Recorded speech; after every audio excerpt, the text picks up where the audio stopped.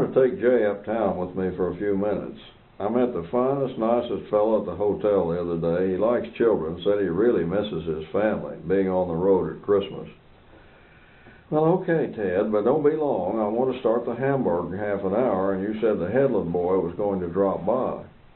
They hurried back over the dirt path alongside the empty, sketched-out building lots to the start of curbs and sidewalk on the highway.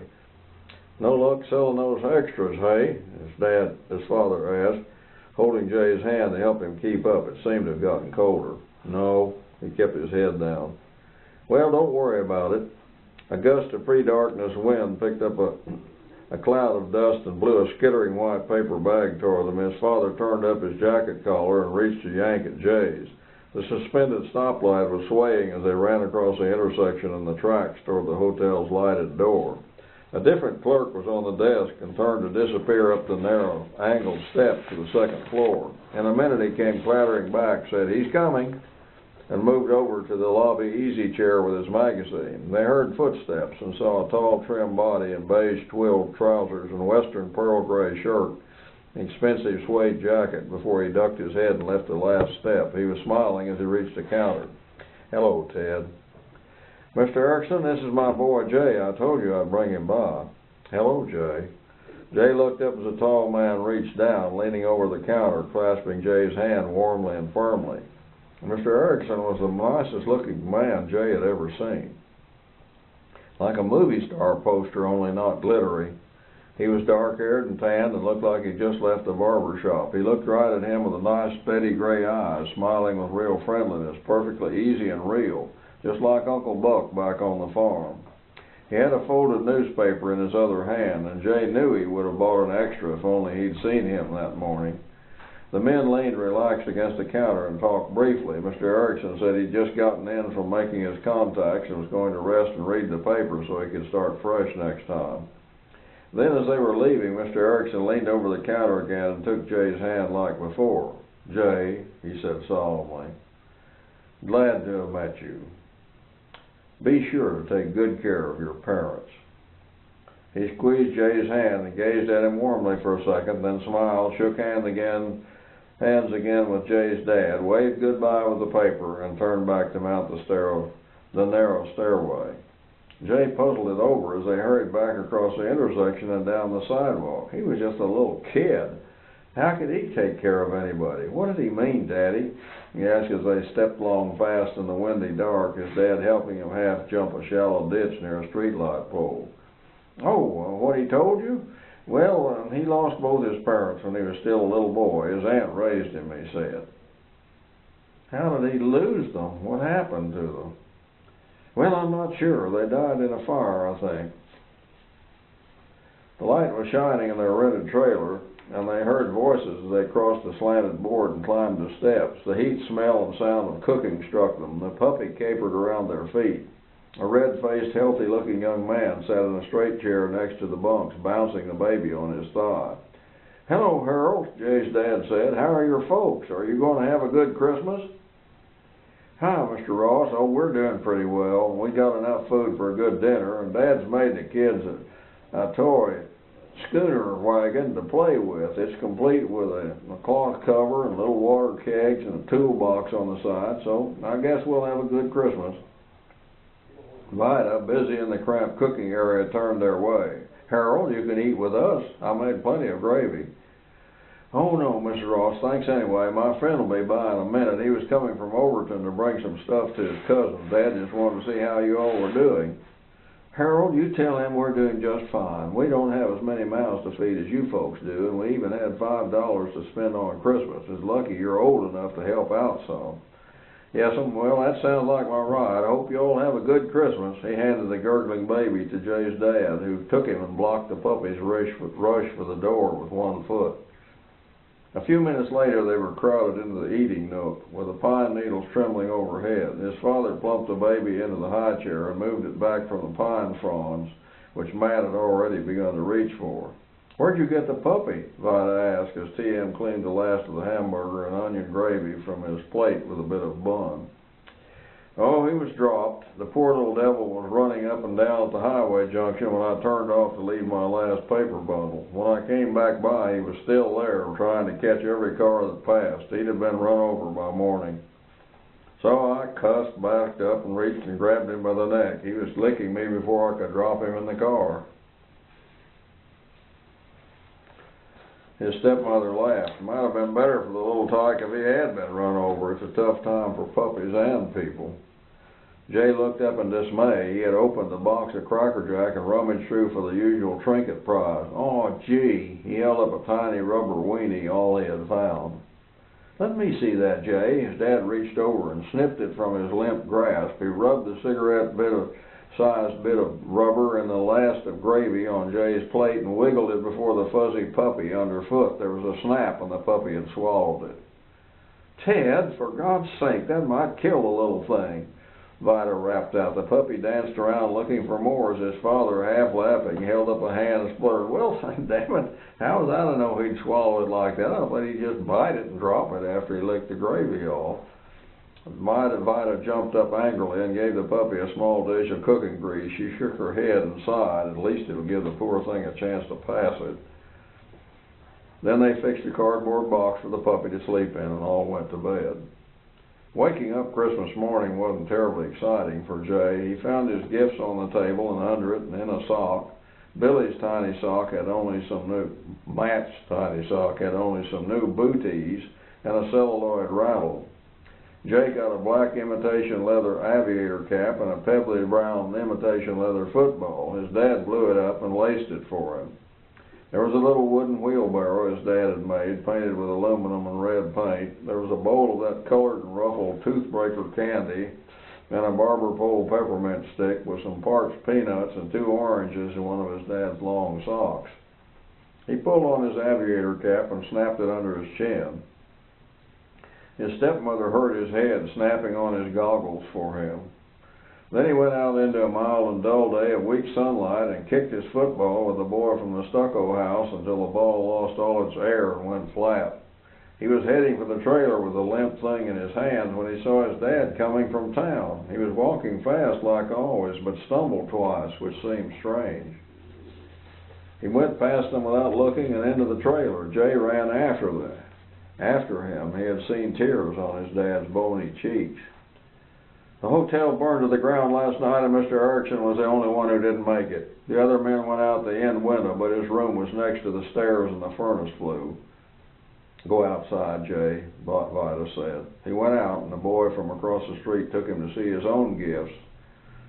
A real metal sit-in and pedal kitty car and a Brewster Buffalo model airplane kit and stuff. Then they went out again and wandered down the empty lots.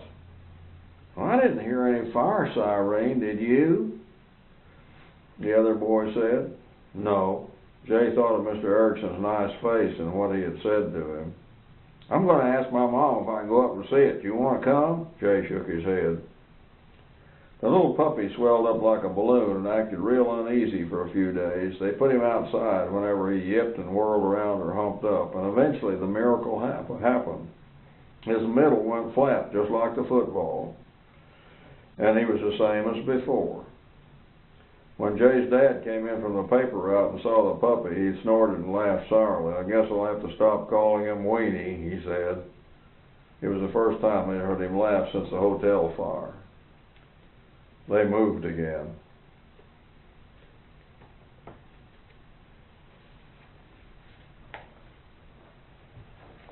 Now began the most chaotic time in Jay's life, one he could never after reconstruct into specific times and places. An unending sequence of small towns set among the stinks and sounds of the oil patch, with more hateful consolidated schools. All the schools blurred into a composite, a rather new brick building with wide concrete or masonry steps where his folks would drop him, usually late, saying, "Go in there and they'll take care of you. We'll be back around 3. As the car pulled away, he would force himself to start up the steps, moving as slowly as possible, his stomach already knotted up. Sensing already the new boy gauntlet, he would run. The effluvium of systemic and impersonal education washed over him as he entered each hall. a mixture of new paint, library paste, urinal deodorant, chalk dust and floor sweep, pencil shavings, and Mimeo ink. Even the clack of the office typewriter and the arch professional tone of the secretary as she assigned another itinerant worker's child to his temporary space with his new teacher in a room full of staring kids became part of his dread. In later years, he was startled to hear his dad speak almost wonderingly to some friend as though it were some personal triumph of education. That boy was in and out of at least 20 schools in less than a year and a half. Of the rush of this period of nameless towns and places, he kept only 2 fragments. In one, he was surrounded by scattered pines and unpainted workers' shacks, talking to 2 boys seated cross-legged on pine needles. "Are you going to live here?" He shook his head. "Dad said we're going to either Henderson or Kilgore next week." The first boy again, as he played with a tuft of pine needles. "My brother put out a boy's eye." Jay was shocked. "How?" "Oh, they was laughing and playing. My brother broke off a bunch of needles like this and tossed it at him, and one of them went right in his eye and put it out." Again, they were driving into a big town at evening near Christmas, passing almost under a decorated oil derrick with a huge 5-point star in white bulbs on it. Vida exclaimed, "Oh, the Star of Bethlehem." But his dad laughed and said, "More likely Texaco in the Lone Star State." And she said, "Oh," in a scolding voice. Suddenly they were poorer than ever. His dad was looking for a job to supplement the newspaper bundle delivery route. He met a farmer who offered them a place to live in a tenant house on his farm, so they made a drive out to Mr. Brackman's farmhouse to eat dinner and look at the situation. It was an old balloon frame, unpainted 2-story house with big verandas and morning glory vines on trellises. It was sat on blocks atop a knoll surrounded by a field of row crops, field peas and watermelon. They ate in the big kitchen at a long table. The mother seemed a quiet, large woman. Mr. Brackman was friendly, talking to Jay's dad and Vida all the time. Jay never forgot that first dinner. There was a big dish of turnip greens with fatback and a pot of field peas also with fatback and a pan of soggy cornbread. He could eat the cornbread okay. The greens, as always, made him gag. They had 2 children, a boy and a girl. The boy about his age, the girl a year or 2 older, Sunnydale and Claudine. Right at first, the boy marched up and asserted dominance. "Hi, I'm Sunnydale Brackman. I'll fight anybody. I can do anything. I even get my sister under the bed and screw her while my folks are gone." What could Jay say to someone who talked like this? Nothing. He just stood there. A minute ago, to look at the tenant house, his stepmother and Mrs. Brackman were washing dishes at the zinc sink and its pitcher pump. "Come on," Sunnydale demanded. "I'll show you where I kill frogs. You ever eat a yellow watermelon?" Jay shook his head. "Come on, we'll bust us one." Actually, it took 3 of the small, sweet-fleshed melons to get across the wide field of silky, sandy furrows to the mud and watery margin of a shallow bayou. The farm boy made several more boasts and brags on the way about his skill in killing and capturing frogs and turtles. By now, Jay believed nothing he said. In the heat, recrossing the wide field, it took 3 more of the melons to reach the house with its shady cluster of figs, vines, and chinaberry trees. They moved into the tenant house, which wasn't so bad. Unpainted outside, but nice enough inside, it had only 2 rooms, but a neat small kitchen with sink and cabinets. Behind it was a big splayed-out hawthorn tree, 20 feet tall, and a 6-inch well pipe in the ground. A stovepipe, well bucket, and chain hung beside the kitchen door. Mr. Brackman sold them a nanny goat about to freshen and a worn milking table for $7. The milk would be good for baby Matt, he said. Matt's wooden high chair went into the kitchen beside the doorway to the front room, which was for everything else. Beside the high chair, Vida placed a large flowered china basin she'd brought from her folks. Into the front room went a bed for the grown-ups, an iron cot for Jay, and a wooden crib for Matt. Straight chairs and a card table for meals had to be squeezed into the kitchen to eat from. There was an outdoor toilet, of course. The fuzzy puppy from Christmas at Arp had grown fast into a young dog. He had kept the curled tail, but the main color of his short coat was a grayish-white with shadows of brindle beneath. Jay had named him Captain. A ladder made of 2x4s and inch boards stood propped against the north eaves. Captain soon learned to climb this ladder, panting busily and cautiously as he hooked a paw over each rung. Coming back, he skied down in a rush with paws spread to the sides. The nanny goat, white and black spotted, was a much better climber than Captain. She loved the tiny leaves on the hawthorn tree and with ease walked up its splayed-out limbs to nibble the tender tip growth. Jay marveled that she never failed. In time she brought forth 2 wee button-headed billies that Jay loved to play and run with. At milking time, the nanny would hop onto the wooden milking table, thrust her head through the yoke, and bleat insistently, wiggling her tail and staring at them with her queer lozenge-shaped pupils. His dad did the milking at first, then his stepmother. All of this pleased Jay, even the goat's milk, which somehow seemed leathery to him in smell and taste. After they moved in, Sunnydale never once showed up or bothered him again. The tenant house sat across the field from the farmhouse and near to open mixed woods. One day Jay's dad came in with an old shotgun he'd gotten for almost nothing. The next morning he wanted to try it out. He took Jay along. "Come on, son, I'm curious about this old thing. It's got Damascus barrels and outside hammers, so it's old all right. They've sawed the barrels off so much I doubt I can hit anything, maybe the broadside of a barn." "Why did they saw it off, Daddy?" Jay asked. "Carelessness, son, carelessness." They were already under a tunnel of trees along the road. "The man's boy took it out to shoot at some ducks, but he slipped and jammed the muzzle in the mud.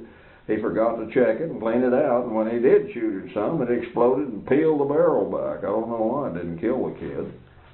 Jay tried hard to slip along like his dad, who was now all alertness like on the farm back in Kansas.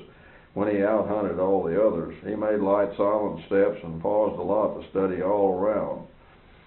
His eyes narrowed to slits, even his cheekbones seemed sharper. As they came to an open spot, a large mottled bird sailed up from the trail. Quickly his dad leaned forward and fired.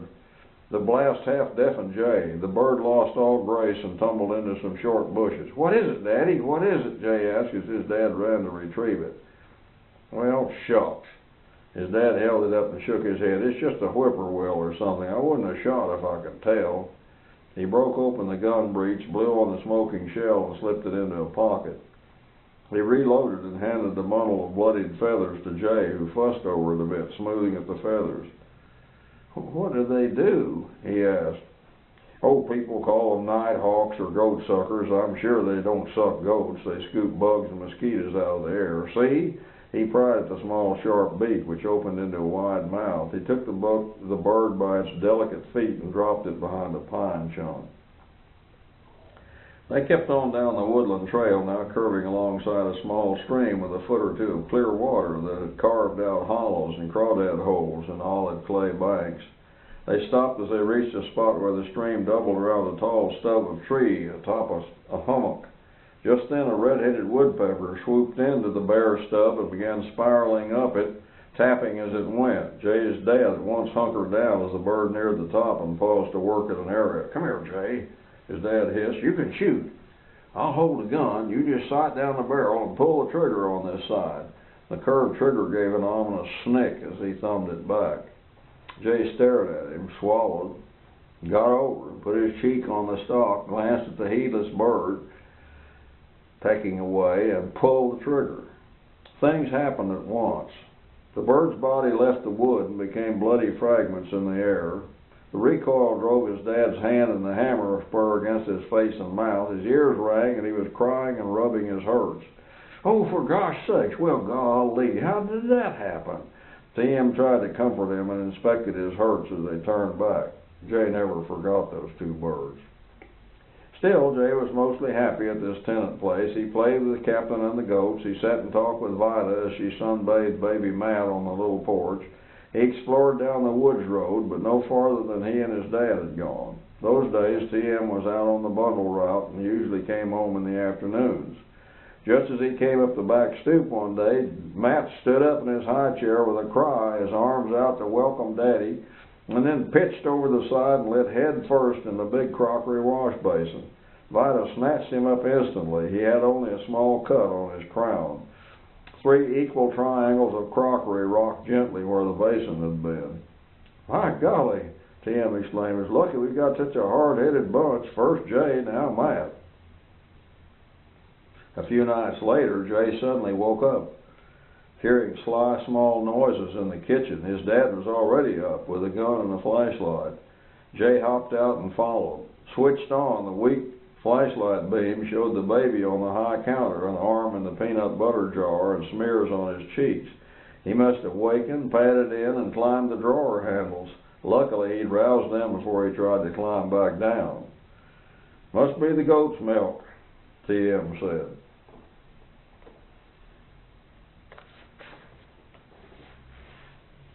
They moved into more rent places, and in one of them a sweet stranger lady came while he was in school. That was in December, near his own birthday. When he got home, there was his stepmother looking flushed and steamed up, but happy with a new baby brother, David. Of all those years, he remembered only one of his own birthdays, the one in ARP, when he got his little black cowboy boots and captained the puppy, and Mr. Erickson died in the hotel fire. Soon after Dave came, they moved into a nicer place back in the woods off a county road between Arp and Overton. It had been an old-fashioned tenant house with split wood shakes for the gable roof and the stoop, and just a small fieldstone fireplace for heat and cooking. But Mr. Ardell, the farm owner up at the county road, had put a modern kitchen on one side with big windows on both sides and a back stoop too. The kitchen had piped-in water, but the toilet was an outhouse near a small hen house out back, and a pen for the goats. The nanny was dry. Vida was delighted to be back in the country after all the town shacks. She talked excitedly as they drove down the lane from Mr. Ardell's house and began settling in. There was a garden plot out back beside Mr. Ardell's sandy watermelon patch, and they could get milk and eggs from Mr. Ardell. "We need the milk for these 2 littlest.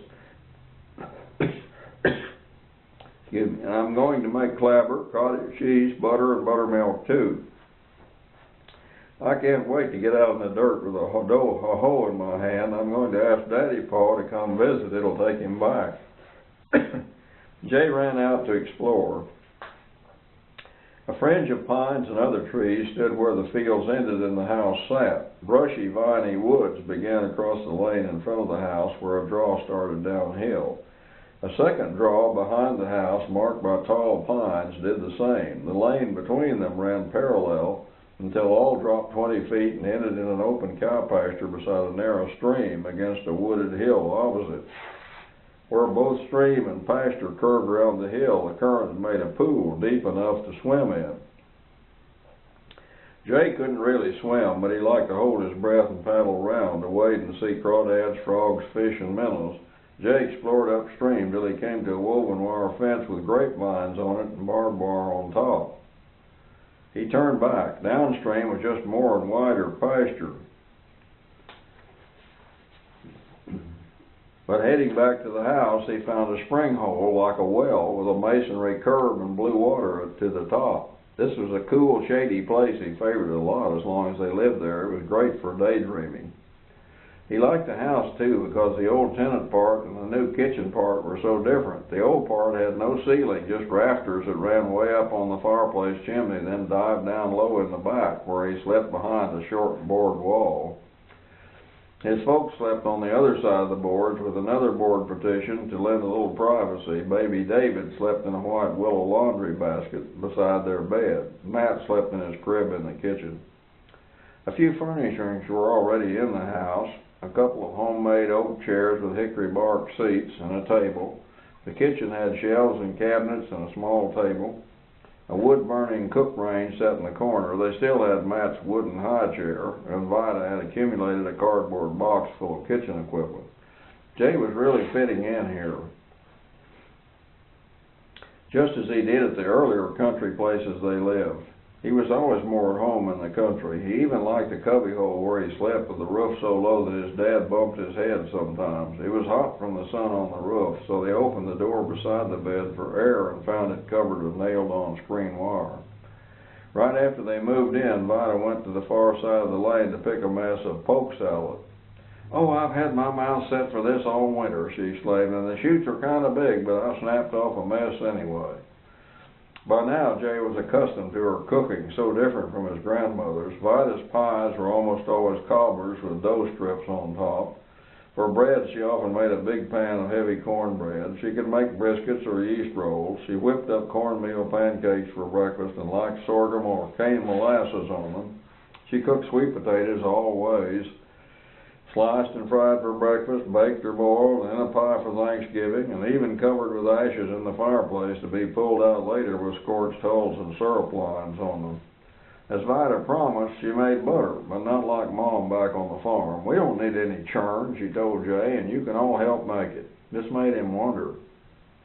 She saved cream from the whole milk, filling a half-gallon jar she set in the sunny kitchen window to ripen. When it was ready, she shook it a long time, then put it in a baby blanket with Matt and Jay on one side while she held the other. They rolled it back and forth with seesaw tugs.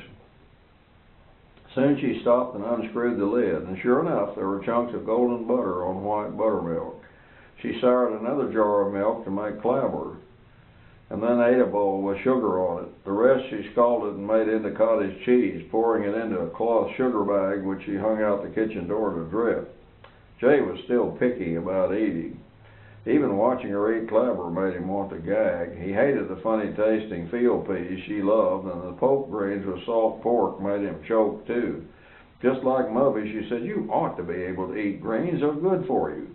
Maybe he never would get to be a real grown-up if he couldn't eat greens. A day or two later, idling down the lane, he came to a pokeberry plant with maroon stems that stood as tall as he was. It already had the tiny blooms for berries. On impulse, he ripped off a leaf half as big as his school tablet and gobbled it down.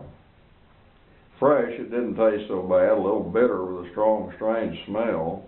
He was at the wellspring, though, just minutes later when his stomach began to squeeze and ache like a knotted fist. He hunched over and scurried to the house, humped up like a round-backed flea. "What's the matter with you?" Vida demanded as he trotted in. "I ate some poke," he grunted and headed for the bed. "Oh, my God, why? When you hate it so much, it's poison if it isn't parboiled." She yanked him into the kitchen and practically forced milk and buttermilk down him, then made him lie down and be quiet. Not long. He had to run back and forth to the outhouse again and again. He got better after a while, and his heart quit thumping so hard. He felt as limp and flat and empty as a used banana peel. "Well, I guess Jay learned something the hard way today," Vida said when his dad came in from work. His dad was really surprised and laughed hard about it. "I guess he hates it either way," he said. "At least it was a learning experience. I doubt he'll do it again." Then Daddy Pa came to stay with them a while. He was fun and talky, telling about old times in Mississippi and coming to Texas in a covered wagon. He had to sleep with Jay, but he was so small and shriveled up it was no problem. He never hit his head on the roof and cussed like his dad did. Mostly he sat in a big beat-up chair they got just for him and told stories by the fireplace so he could spit tobacco juice a lot. He got chilly easy, so they made a little fire he could look at even though it was hot weather and the house was all open. He wanted hoe cake cooked in the fire, but Vida laughed and said they didn't have a hoe that big. She cooked him one in an iron spider instead with sweet potatoes and ashes. That pleased him a lot, and they talked about recipes they enjoyed on the home farm outside Tyler. When they mentioned grape pie, Jay told them of the grapevines on the fence up the creek. Vida got all excited and had him take her there that afternoon. She said when they got there, plucking the green marbles fast into a lard can. "Green grape pie. I don't know how